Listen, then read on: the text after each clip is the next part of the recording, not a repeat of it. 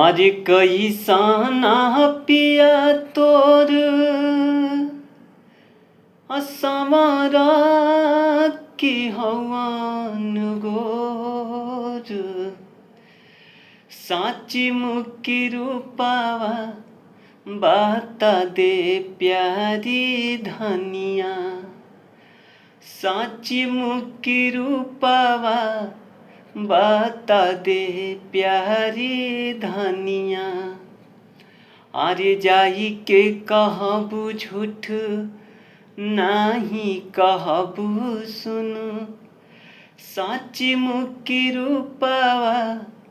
बाता दे प्यारी धनिया। पहचान बताओ तरी और कह तरी आज घोटी पर ले धोती कोरा हाय नकिया सुगा के ठोर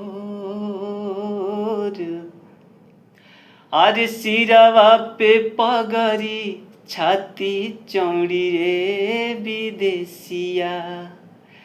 सिरवा पे पगरी छाती चौड़ी रे विदेशिया अम्मावा मोजरी गईले लगाले टिकोरावा से अम्मावा मोजरी गईले लगाले टिकोरावा से